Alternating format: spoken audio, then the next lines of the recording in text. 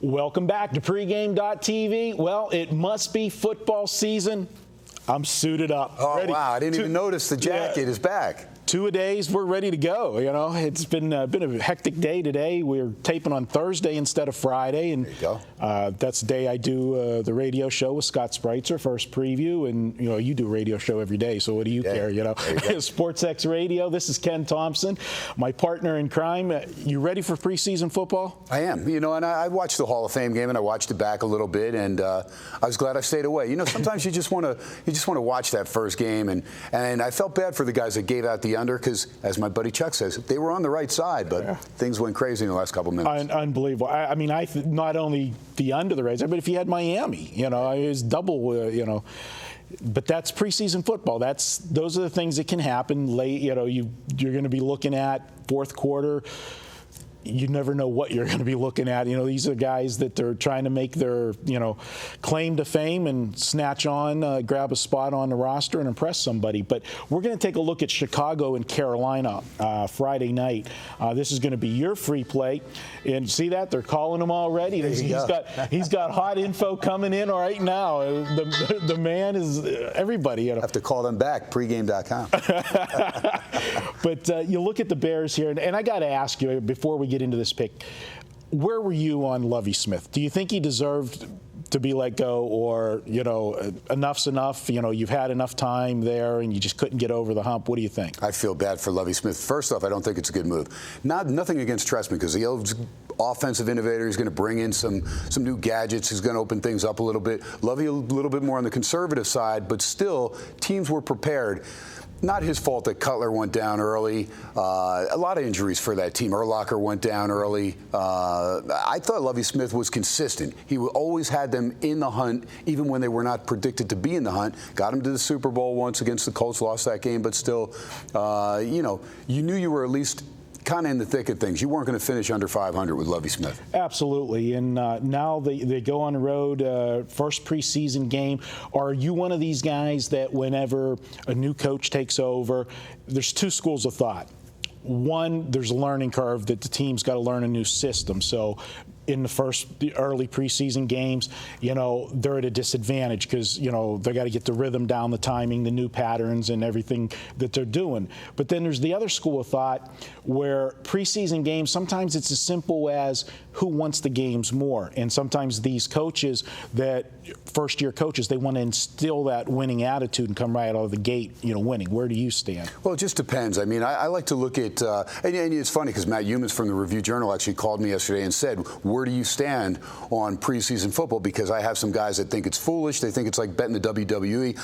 I used to think that when about 8-9 years ago, and then Chuck explained to me, and he started showing me different things each and every year that gave him an advantage in several games. Probably average about maybe between 4 and 7 games a year as far as in the preseason schedule, that he had a distinct advantage because he, number one, knew who, personnel-wise, who was playing. Those lines were already put out. Mm-hmm. So, and they're not going to fluctuate that much as far as in the preseason. You're not going to see a 5, 6, 7-point move in the preseason. Every now and then, if there's, maybe 5, 6 starters that are going to be set down. Or last year we saw Jeff Fisher say, hey, my dress rehearsal is going to be week 4. Everybody else was going week 3. So week 4, you saw the money pour in on the Rams. Absolutely. Now, back in the day, and you guys bust my stones of how old I am. I've been doing this for 34 years.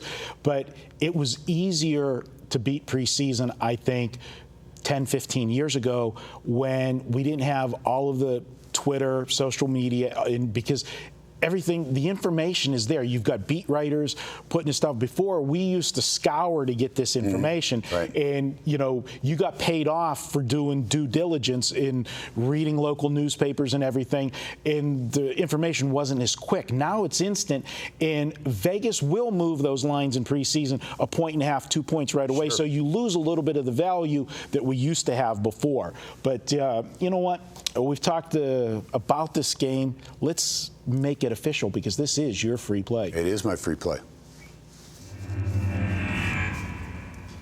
All right, this is a game. I know Marco was talking about new coach coming in there for the Chicago Bears. Mark Trestman wants to put his stamp on there. Likes to get out of the gate quickly, but I'm going to go the other way. I'm going to go with Carolina. Here's a Carolina team we remember last year. Ryan Khalil, my Southern Cal pal, stepping out and taking a little space out of the newspaper over there in Charlotte and coming out and saying, hey, we're good enough to be in that big game. Boy, did things unravel real quick for Carolina, the boys over there from Charlotte. But I look for Carolina to get back in the thick of things in that NFC South. I think this is a great division. We know how good Atlanta was last year. We know it was good enough for Gonzalez to come back out of retirement. We know New Orleans with Peyton there is going to be tough. And I really think Schiano has a good thing going down there in Tampa Bay. Doug Martin, to me, is the real deal, and bringing Rivas there to anchor that defense going to be a lot of fun over there in Tampa in the next couple of years. Maybe take another year going through the motions there. But this Carolina team, they're dangerous. Why? Because Cam Newton is solid, and the running game is good. If they can stay healthy now, Stewart got hurt, D'Angelo Williams got hurt. They bring in a Kenyon Barner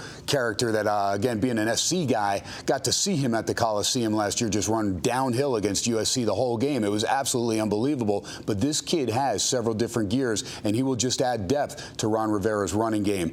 Cam Newton, he's going to play about 15 plays in this ball game. I think that's good enough. They're going to lay 2.5. The Bears, from what I understand, they're going to go through a walkthrough. First couple series, you're going to see Cutler in there, but they do not want to risk any injury at all. Again, I think it's more or less a road game. They're kind of going to go through there, and then they're going to look at some of the other players that they have where you're going 3-4 deep.